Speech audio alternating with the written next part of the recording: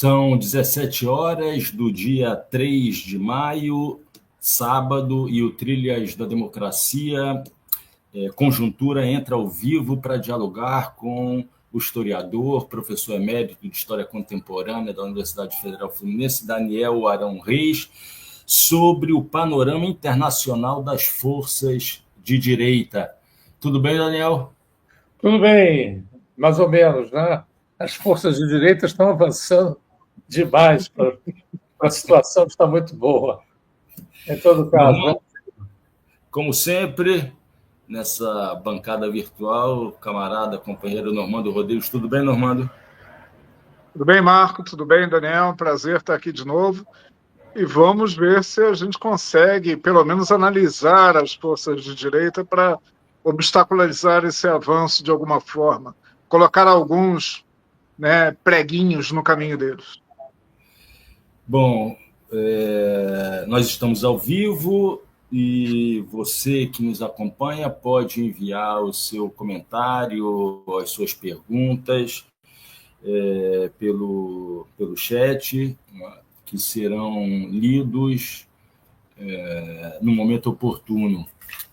Bom, Daniel, você acaba de escrever um artigo de título, é o título exatamente desse programa de hoje, do internacionalismo das esquerdas às direitas internacionais, no qual, numa primeira parte, você recupera o histórico das organizações internacionais, né, desde o século XIX, desde a Associação Internacional dos Trabalhadores, com os comunistas, com anarquistas, a AIT, fundada em 1864, com a participação de Marx, de Engels. Depois disso, a Segunda Internacional, a Internacional Socialista, fundada em 1889. Depois disso, a Terceira Internacional, o Comintern, já com a União Soviética, já no pós-revolução russa, e chega a fazer referência à Quarta Internacional, que foi construída, erigida pelos trotskistas, né? E, para além disso, faz referência depois às organizações que foram criadas sob o impulso da Revolução Cubana, isso num primeiro momento do teu artigo. E numa segunda parte, que é a parte que nos interessa diretamente aqui nesse debate, você procura mostrar, apoiado num artigo que foi publicado no Le Monde, do jornalista Nicolas Truong, que existem três tendências daquilo que seria uma internacional reacionária. Uma primeira, né, constituída por cristãos de direita, uma segunda por nacionalistas de direita e uma terceira formada pelos grandes magnatas, por essa oligarquia, particularmente aquela vinculada às novas tecnologias, as tecnologias de ponta, principalmente na informação e principalmente nos Estados Unidos. Daniel, quando eu li o teu artigo, eu não pude deixar de recordar um livro que foi publicado nos idos dos anos 80, em 1986, pelo sociólogo René Armand Dreyfus, ex-professor da UF, que tinha como título exatamente A Internacional Capitalista, né? Isso depois dele ter publicado com grande sucesso, em 1964, A Conquista do Poder. Daniel, o que há de novo nessa internacional reacionária, né, de que você trata no texto, dialogando, se utilizando desse artigo do Nicolas Truong? O que existe de comum e o que existe de diverso entre essa internacional reacionária, com essas três tendências, e aquilo que o Dreyfus estudou num largo período histórico, né? Vai em período de 1918 até 1986, que é o ano da publicação do livro, em que ele procura mostrar, muito apoiado nas categorias de Gramsci, a existência de elites orgânicas, ele faz uso claro da figura do intelectual orgânico gramsciano, né? Do papel das elites orgânicas, empresários, burocracias, né? Na construção de uma série de ações nesse intervalo de tempo que acabaram minando a democracia em várias experiências históricas, entre as quais aquela de 1964 no Brasil, a interrupção desses processos democráticos na América Latina em 64 no Brasil e em 1973 no Chile. O que há de comum, quais são as suas continuidades e quais são as suas rupturas entre essas três tendências da internacional reacionária e aquilo que estudou o Dreyfus no seu livro publicado em 1986. Por favor, Daniel. Bem, mais uma vez, boa tarde a todos e todas. Então, eu queria, antes de mais nada, sublinhar o fato de que esse artigo que eu escrevi ele está inserido num contexto maior, que é uma discussão que eu quero propor, que eu estou propondo. Eu comecei pela dimensão internacional, estudar as dificuldades e os impasses das esquerdas, sempre no plural, né, que vivem atualmente um processo, a meu ver, de encolhimento, de perda de iniciativa. Alguns falam, inclusive, com alguma razão, em crise de identidade, né? As esquerdas se transformando cada vez mais numa força gestionária da ordem e não mais preocupada em mudar a ordem. A gente já discutiu, inclusive, esse aspecto lateralmente num outro debate que a gente teve aqui. Então, eu vou querer um próximo artigo, depois desse, né, uma vez verificada a situação internacional, tentar discutir essas razões e as desrazões que estão levando as esquerdas a uma situação quase paralisia, né? Isso tem sido muito comentado, tem muito discutido, né? Os desafios que se colocam para as esquerdas. Mas, indo direto ao ponto, eu só quis, né, abrir um contexto em que esse artigo se insere, né? Eu diria que a grande diferença, acompanhei muito as reflexões do René Dreyfus, né, um velho camarada, velho companheiro, inclusive de fundação aqui na Universidade Federal Fluminense, de um núcleo de estudos estratégicos, que depois não foi para frente, mas seria retomado. Hoje nós temos na UF um Instituto de Estudos Estratégicos, e essa é uma grande obsessão, né, depois que o René escreveu aquele livro que se tornou clássico, né, que você mencionou, desvelando, né, em arquivos que ele descobriu as conexões nacionais e internacionais do golpe de 64, ele enveredou por um estudo desse capital internacional, né, com as suas grandes empresas multinacionais, né? Na época havia um debate se deveriam ser chamadas multinacionais ou transnacionais. Então, eu acho que o que ele tinha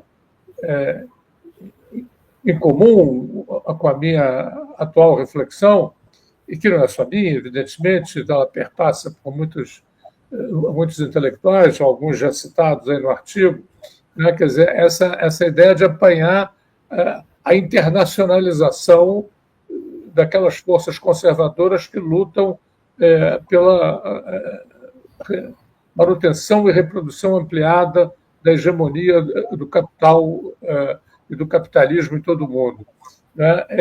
Eu acho que o foco do René, se não me falha a memória, era, sobretudo, as grandes empresas, né, que vinham cada vez mais perdendo os seus vínculos nacionais e adquirindo, dando seguimento a processos que Marx tinha entrevisto lá no século XIX, né, e que estavam atingindo já a plena realização em meados do século XX. Né? Porém, há muitas diferenças entre aquela pesquisa que o Dreyfus estava fazendo e as realidades atuais. Né? Em primeiro lugar, surgiu esse dado novo, que é muito interessante e que foi estudado já por um jovem pesquisador americano, que eu cito no artigo, Benjamin Cowan, né? A direita cristã. Né? A direita cristã, inclusive apoiada e financiada por capitalistas liberais. E que ela, em termos gerais, tem contradições com esse capitalismo liberal, mas há uma associação entre elas. E o Benjamin Cowan mostra isso muito bem. Diversas organizações internacionais criadas pelos cristãos e que não estavam no radar do René Dreyfus.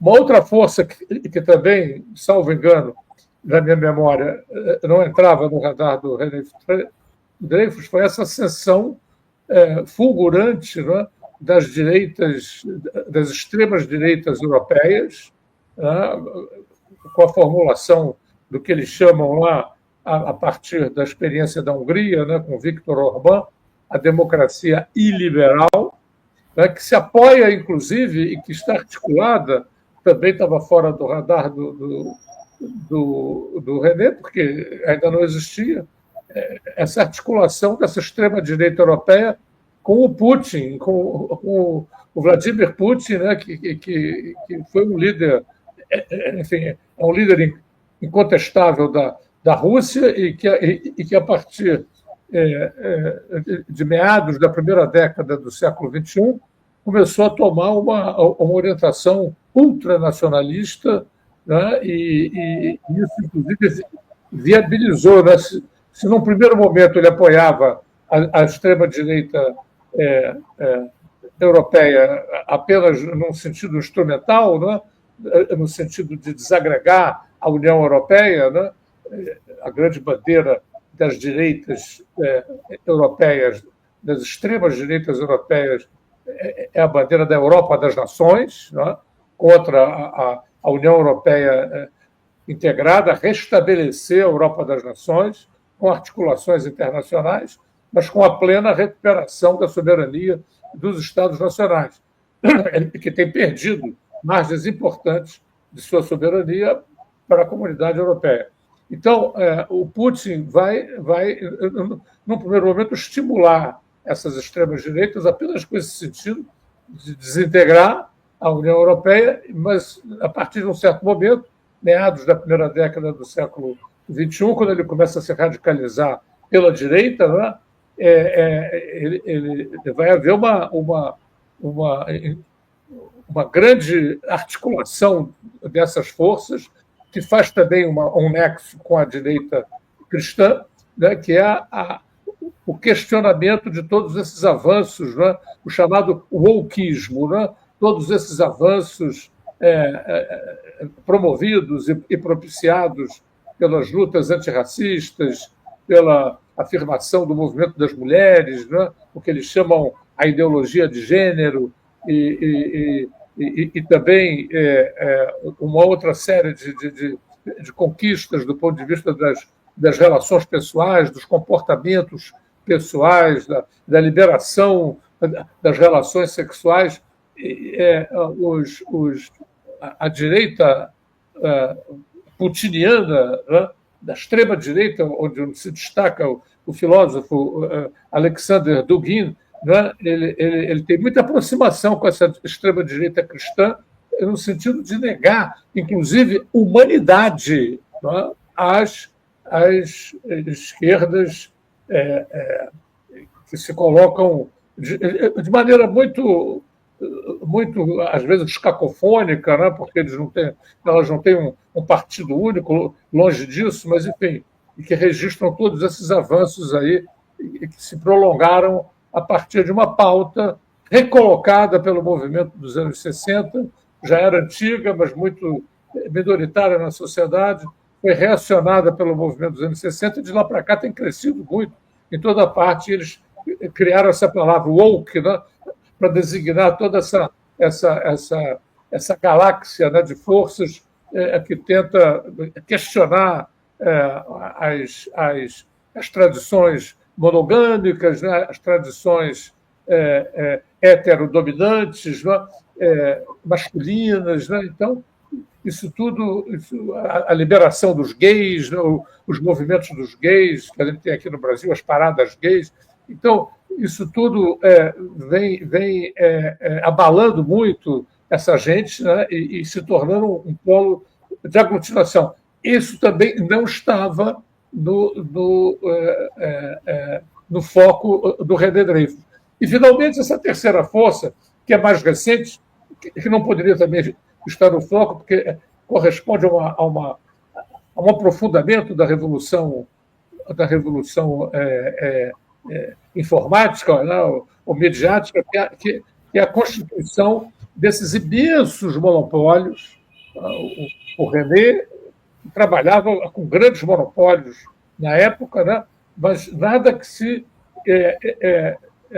aproximasse em tamanho e em força desses imensos monopólios, né, sobretudo na área das comunicações, mas não apenas, né, e que hoje, né, marcam com muita intensidade as características do capitalismo contemporâneo, né, e em relação às quais, né, as esquerdas estão mudas. Né, quer dizer, não há um enfrentamento coordenado, né, como deve ser.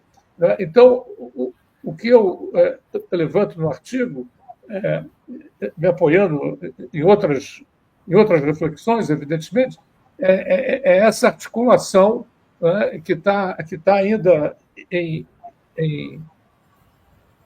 é uma articulação que ainda está em preparação, né, mas que há aproximações concretas, porque eles têm contradições, né, entre essas forças, mas que é um grande perigo para a humanidade. Né?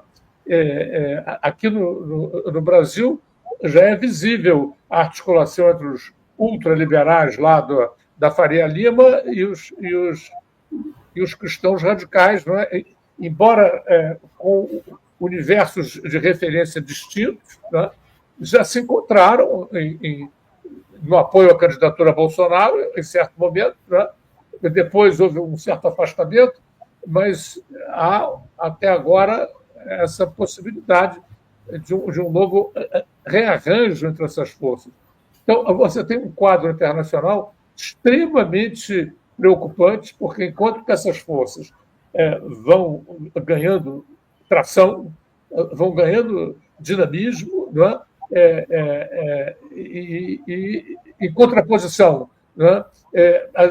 As esquerdas, ao invés de se articularem também internacionalmente, de acordo com sua tradição, se recolhem às fronteiras nacionais cada vez mais e, por outro lado, dentro das fronteiras nacionais, perdem tração também do ponto de vista das suas propostas de mudança, tornando-se gestionárias. E eu vejo essa situação com muita preocupação, porque isso vai nos encaminhar, né, a derrotas estratégicas que poderão ser mais profundas do que aquelas que nós vivemos atualmente. Daniel, eu vou passar a palavra ao Normando agora, mas só gostaria de deixar anotado que daqui a pouco Antônio Marcos Donaton, eu lerei a sua pergunta que que faz a relação entre isso que o Daniel tratou agora, nessa primeira intervenção dele, e a realidade brasileira. Tá? Normando, só para eu não esquecer, Alice Pinto Ailton, Fernando Favier, Fernando Bezerra, Vera Bocaiúva, Beatriz Vieira, Reinaldo Conde e Cláudia Isabel de Nadal são novos membros da TV 247. Por favor, Normando, contigo a palavra. Então, eu gostaria de fazer uma provocação, Daniel, exatamente sobre a primeira das três pernas de sustentação dessa frente, né, dessa articulação internacional da direita reacionária, né, não necessariamente fascista, mas claramente uma direita reacionária, e particularmente com relação à direita cristã. Tem uma imagem que eu vou pedir ao Marco para colocar, que me parece incrível. Essa é uma imagem, evidentemente, IA, né, assumidamente IA, que passaria por piada, por sarcasmo de sites humorísticos, não tivesse sido publicada pela página oficial da Casa Branca. Ou seja, a página da Presidência da República dos Estados Unidos publicou, sem texto e comentário algum, essa criação do Trump como o Papa. E é interessante, não vem fora de contexto, né?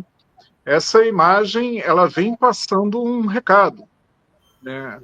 Desde antes da sua eleição, Trump tinha dito que seria interessante e importante a direita internacional disputar, né, o papado após a morte de Francisco, e a última audiência oficial com o representante público que o Papa Francisco teve, no dia, inclusive, do seu AVC, foi com o troglodítico vice-presidente J.D. Vance. Por que eu estou pegando isso para início dessa provocação e comentário? Porque me parece, e articulado também com o que fez Emmanuel Macron recentemente, que promoveu uma reunião com os cardeais franceses, né, declaradamente para apoiar, mas evidentemente, maquiavelicamente, queimando um dos papáveis mais próximos da esquerda católica, que é o arcebispo de Marselha. Nessa articulação internacional que passa por fortalecer, né, a direita cristã, inclusive dentro da Igreja Católica, os valores que são pregados na articulação são conservadores, antifeministas, né, anti-homossexuais, racistas e combatem basicamente todas as tendências emancipatórias identitaristas que surgiram desde os anos 60.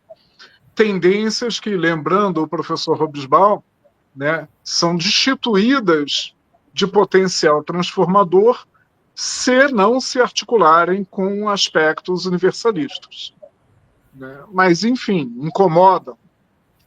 A minha questão sabemos da importância inegável, a eleição de Bolsonaro o demonstra, o Brasil de hoje o demonstra, os Estados Unidos de hoje o demonstra e boa parte dos países da Europa.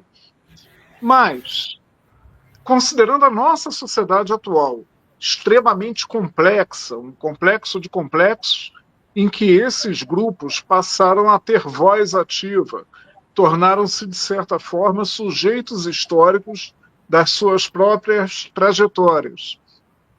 É possível esse conservadorismo ter presença, peso político, a ponto de estabelecer uma frente articulada internacional? Pois é, essa é uma questão interessante, né? E também vem sendo abordado por todos os que se interessam sobre o assunto. Existem, como eu tentei dizer na primeira intervenção, disparidades entre essas três vertentes, né? Os tecnofuturistas ou os líderes dessa revolução tecnológica, né? Que se encontram, alguns deles agrupados, né? A figura mais proeminente é o Elon Musk, né? que já se permite intervir em vários processos políticos de diferentes latitudes, né?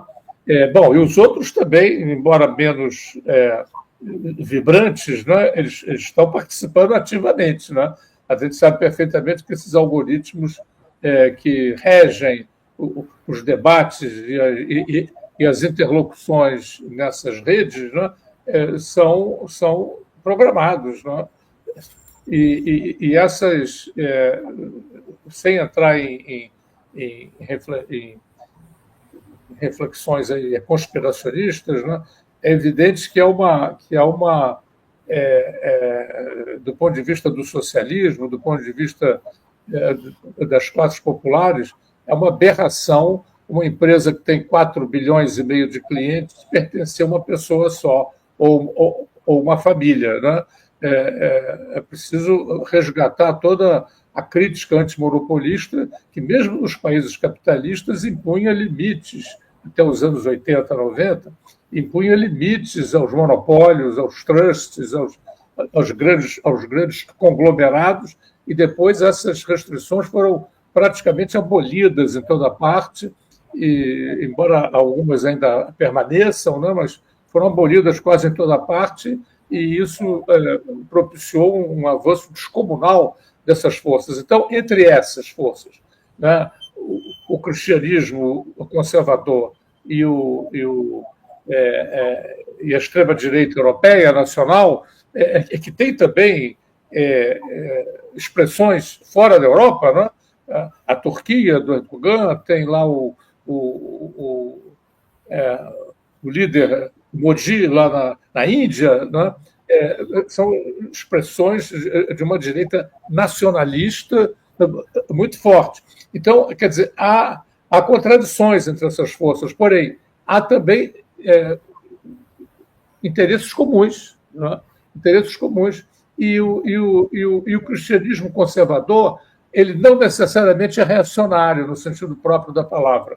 Né? Não à toa eles têm conseguido tantas articulações com os capitalistas liberais. É claro que, às vezes, os capitalistas usam esses grupos, né, se aproximam deles com uma visão instrumental, para que eles sirvam como barreira às pretensões de controle do grande capital pelas classes populares e seus partidos políticos. Então, porém, entre os cristãos, e eles têm conseguido superar as suas contradições, formando internacionais, agrupamentos internacionais de grande força, né? Eles vêm superando, porque há um tempo atrás o catolicismo conservador considerava os evangélicos hereges, né? Não queriam aproximações e vice-versa. Mas hoje eles superaram essas contradições e estão procurando pontos em comum, atuam juntos. Aqui a gente viu claramente o catolicismo conservador apoiando o Bolsonaro, né? ou pelo menos tomando uma posição neutra, entre aspas. Né? Eu acho até que eles enfrentam maiores dificuldades com o catolicismo. Né? O catolicismo tem uma tradição anticapitalista, né? que é forte, né? E que anima muitas correntes dentro do catolicismo. Às vezes, numa perspectiva reacionária, às vezes, numa perspectiva progressista, como foi o caso da teologia da libertação. Teve grande difusão aqui na América Latina e pode ser, a qualquer momento, reacionada, não é? Porque o catolicismo tem, na sua doutrina, elementos que permitem essa leitura. Não é? Jesus Cristo foi o primeiro comunista da história da religião, etc. Apreensões pela esquerda, né, dos credos católicos. Né? Porém, do outro lado, né, que é a parte mais dinâmica do cristianismo, que é a parte constituída pelos evangélicos, eles têm uma profunda possibilidade de articulação com o capitalismo. Eles cultivam o mito da prosperidade, né, do sucesso individual, que é recompensado pela providência divina, desde os tempos lá da reforma. Né, o Weber mostrou muito bem isso no espírito do capitalismo, né, as afinidades, né, que se constituíram entre a livre empresa capitalista, entre a liberdade de comércio e essa confissão cristã, né, não católica. Né? Então, você tem aí a possibilidade de articulações, e o que me chama a atenção, do Armando e Marco, né, que a propensão dessas forças para conversar, para discutir, né, internacionalmente. Eles têm fóruns que se multiplicam, eles se encontram, eles intercambiam pontos de vista e eles têm, sobretudo, inimigos comuns, né, que eles definem, né, como sendo o comunismo, né, que eles têm relido o comunismo de outra forma. O comunismo hoje já não é mais a expropriação dos bens de produção. O comunismo é a expropriação dos valores tradicionais da família, da sociedade, né? Há um paradoxo nisso tudo, porque os técnicos lá do Vale do Silício, da Califórnia, né? Os tecnocratas, esses aristocratas dos grandes monopólios, das comunicações, eles não têm nenhuma afinidade, né?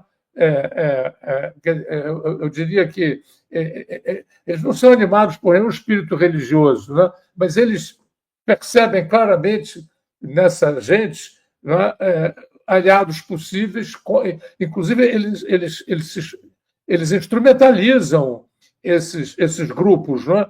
Aqui, como é muito claro, né, no namoro da Faria Lima com os extremados de direita cristãos, que se materializou no governo Bolsonaro, que dizia que o ministro da Fazenda quem? O Paulo Guedes, que é um ultraliberal. Né? Quer dizer, então, é uma articulação que tem um quê de instrumental, mas que, apesar disso, né, está mostrando um dinamismo político muito considerável e um impacto, né, na discussão, porque às vezes a coisa parece muito virada de cabeça para baixo, né? como, por exemplo, os nacionalistas europeus de direita, né? Ao lutarem pelo controle nacional, a recuperação do controle do Estado Nacional, estão batendo de frente, claramente, com o internacionalismo dos grandes magnatas. Né? Porém, eles fazem causa comum lá para enfraquecer as esquerdas que lutam por um outro tipo de controle, né? Da economia, pensando no bem-estar das classes populares, né? E que não é a preocupação da extrema-direita. Então, eu penso que eles têm dificuldades, né, de conexão, mas eles estão vivendo hoje uma dinâmica mais de aproximação do que de separação. Né? É difícil você ver um desses grupos em luta contra eles mesmos, né? Em luta interna. Né? Eles designam claramente um inimigo externo a eles três, né? que é realmente o que sobrevive ainda, que a gente pode chamar de esquerda, né? No sentido de forças políticas preocupadas com a igualdade, preocupadas com a democracia, preocupadas com os interesses das classes populares, preocupadas em defender, né, em estabelecer linhas de defesa em relação a essa progressão da digitalização das relações de trabalho, uberização, como se chama, né, que está fragmentando enormemente a classe trabalhadora e que pode levar à sua completa paralisia, né? Na medida em que os seus instrumentos de articulação desaparecem do radar. Isso. Marcos, só um comentário muito brevíssimo. Fragmentação e uberização da classe trabalhadora acentuada por decisões do Supremo Tribunal Federal, inclusive recentemente sobre a pejotização de trabalhadores individuais, que vai provocar um estrago ainda maior do que foi a contra-reforma trabalhista de Temer, o usurpador, em 2017.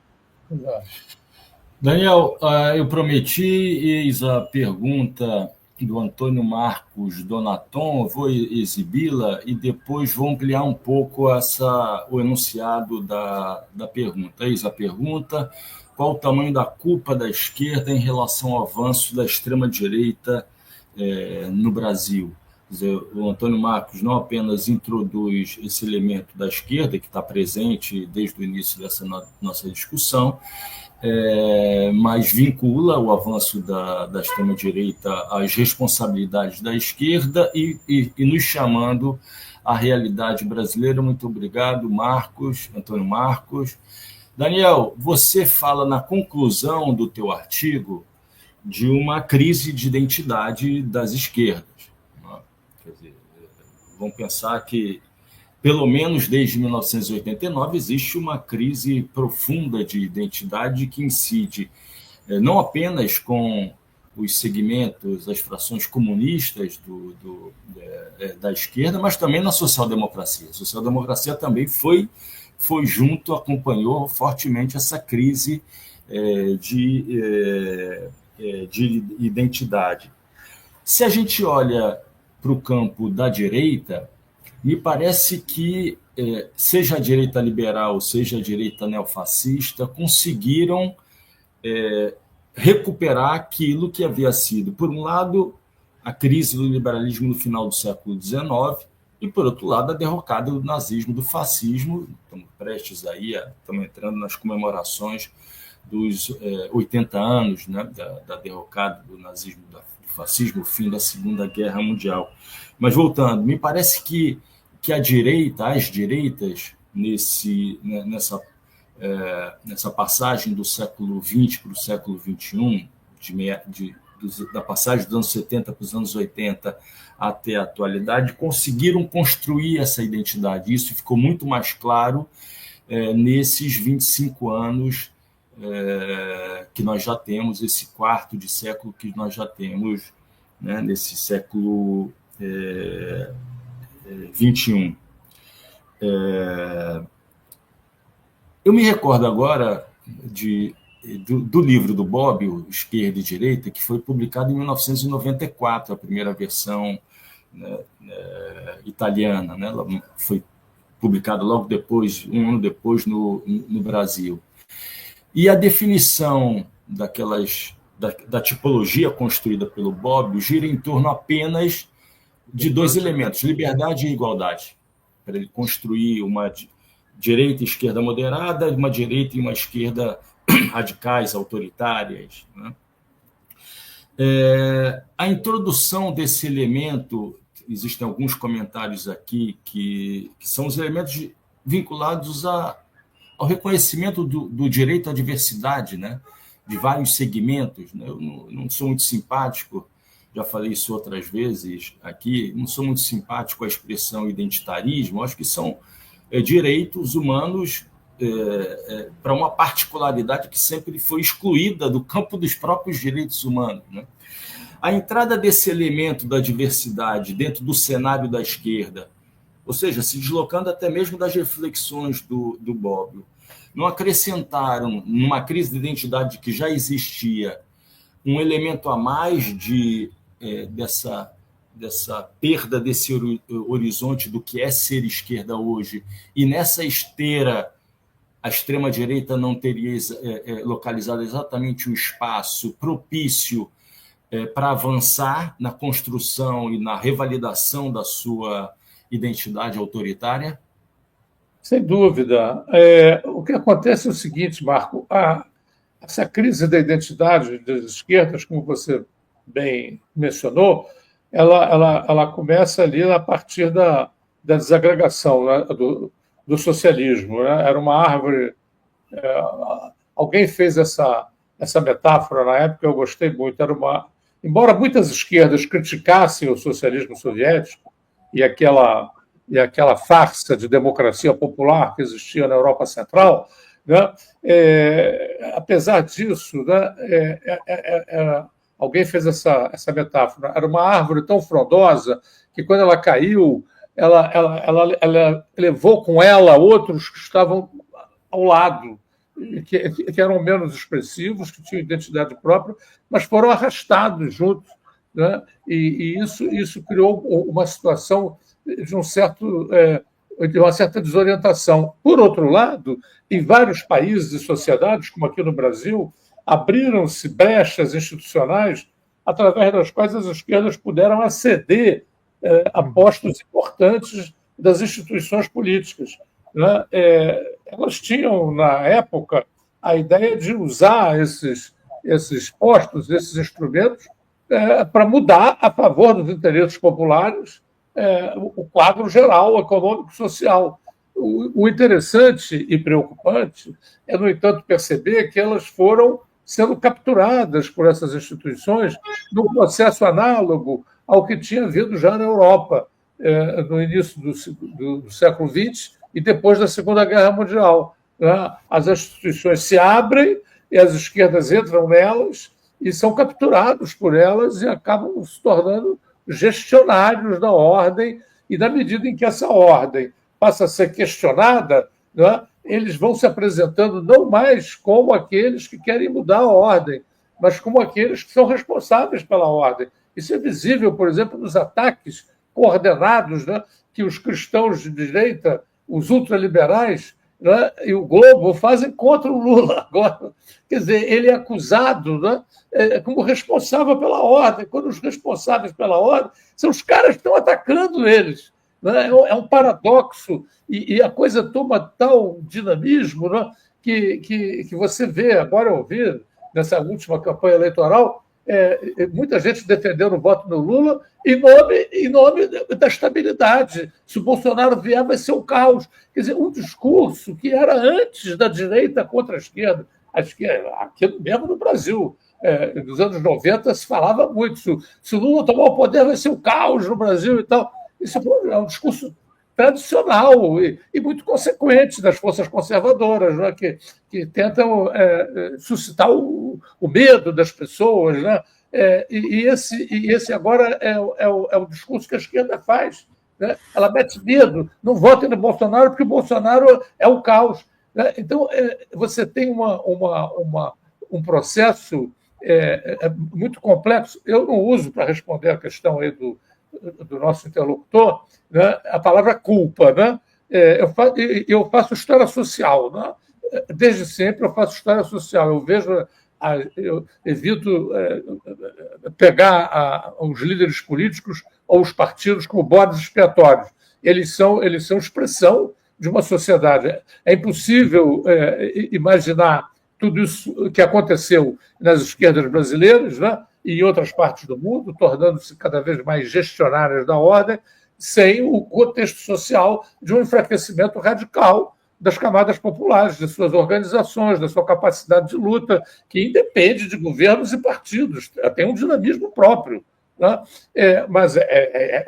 Então, se eu procuro ver as esquerdas e os políticos como expressão, isso não quer dizer que eles não tenham nenhuma responsabilidade. Né? Eles, às vezes, em muitos momentos, lideranças políticas souberam, né, empreender suas lutas a contracorrente, a contrapelo, né, lutando contra as maiorias, contra as hegemonias, né, tentando persuadi-las do bem fundado das suas propostas. Há muitos exemplos disso em vários lugares do mundo.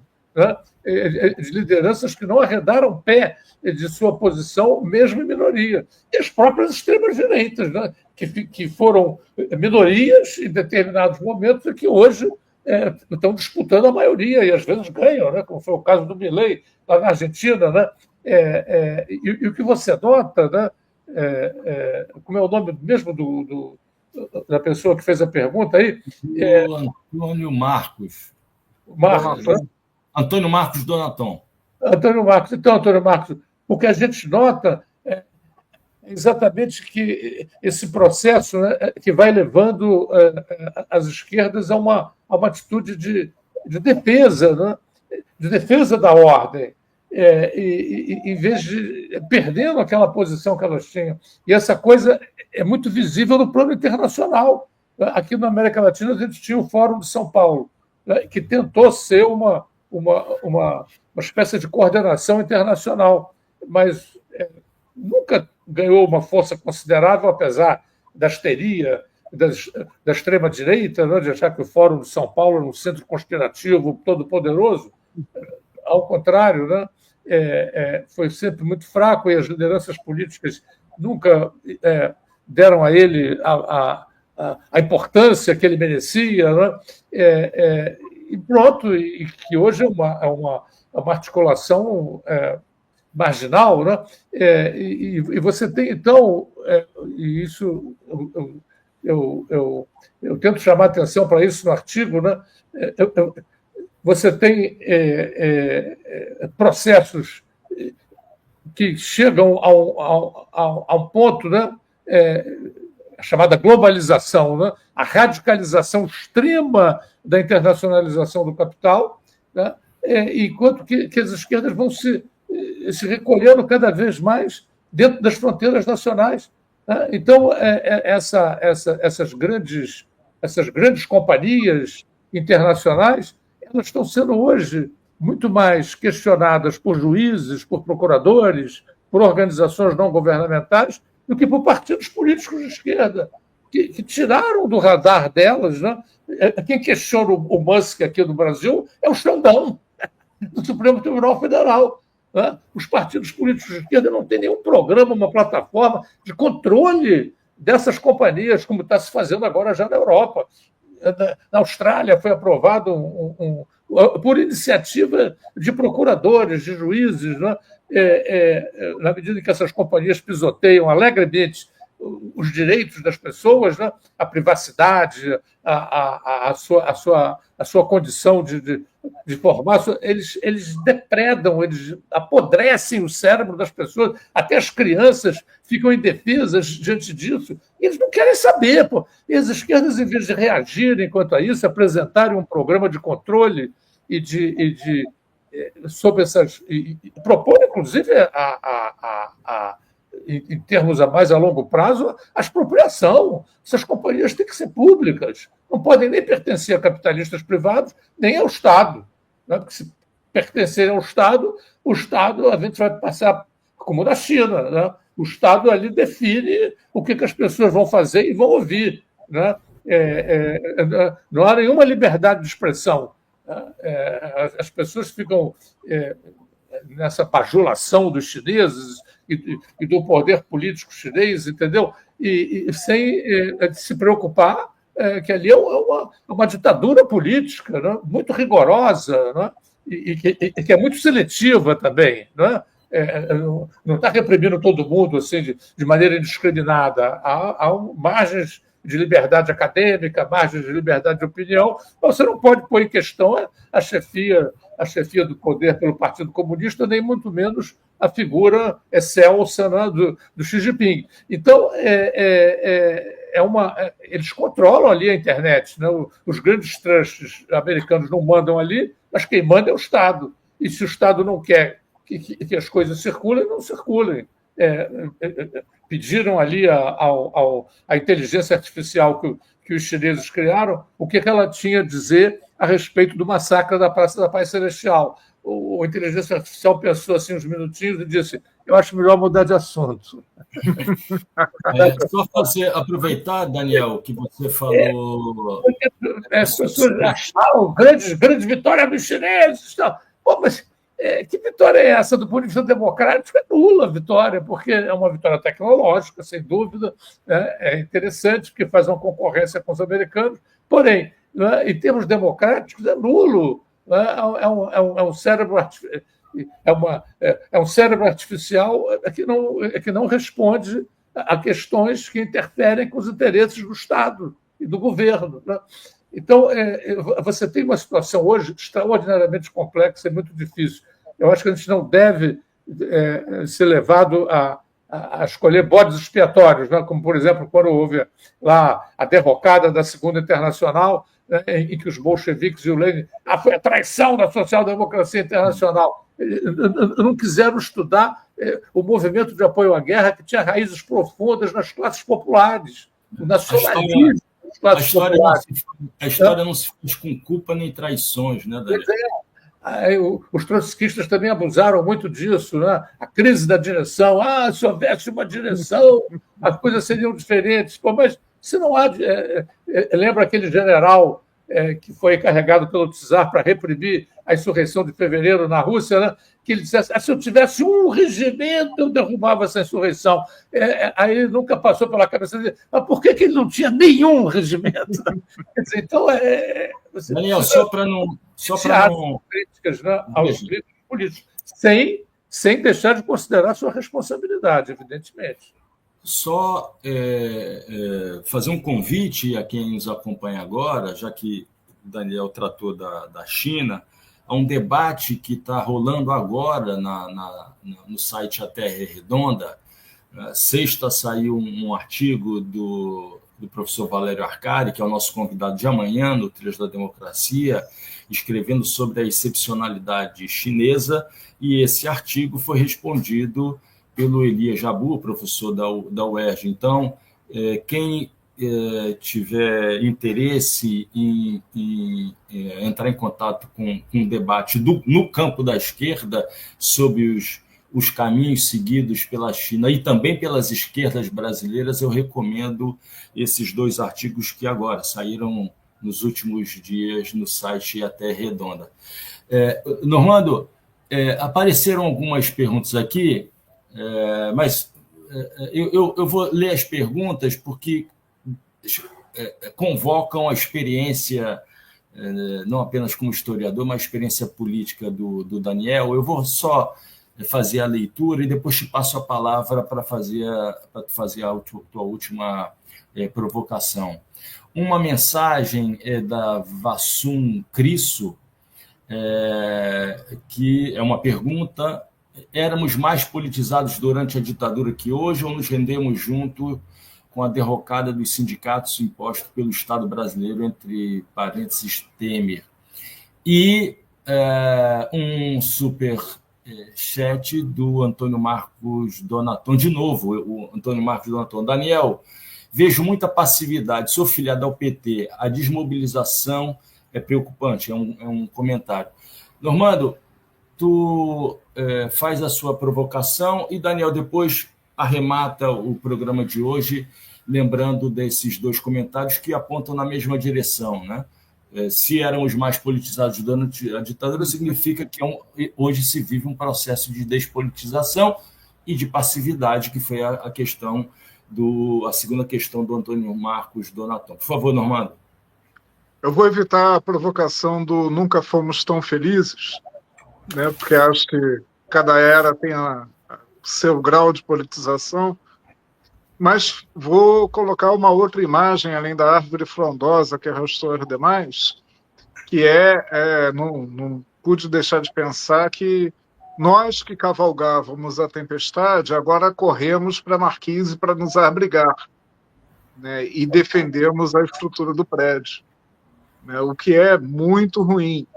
E isso é muito visível agora, só para concluir muito rapidamente, na questão do tarifaço do Trump, em que os governos periféricos, brasileiros inclusive, em lugar de fazer um enfrentamento que discuta efetivamente a relação centro-periferia e a soberania e a autodeterminação dos povos, cai no discurso do livre comércio e da defesa da Organização Mundial do Comércio.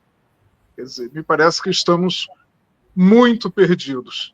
E, para finalizar, né, tem um precedente histórico para essas uniões da extrema-direita que foi curioso, é um episódio quase cômico, né, da tentativa da Internacional Fascista em dezembro de 1934, e do qual a Alemanha nazista não participou, e, portanto, o encontro em Montreux foi um fracasso.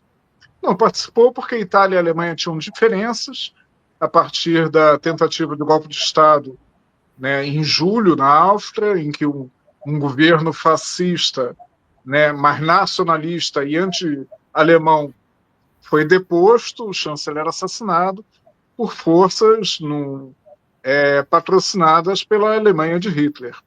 E a palavra forte da Itália teve que recuar. Mas o que muda e que me faz fazer a associação é que o rearmamento alemão ele coloca a Alemanha com hegemonia dentre os fascistas, e as nacionalidades fascistas, apesar do seu discurso ultranacionalista, passam a uma política pragmática de inserção subordinada à Alemanha, inclusive a da Itália. Acho que é esse o papel que Trump e os Estados Unidos exercem hoje na articulação internacional dos nacionalistas de extrema-direita. Ou estou errado, Daniel? Eu acho que realmente isso é para a gente pensar, né? Para a gente pensar a nossa crise, a crise de identidade das esquerdas.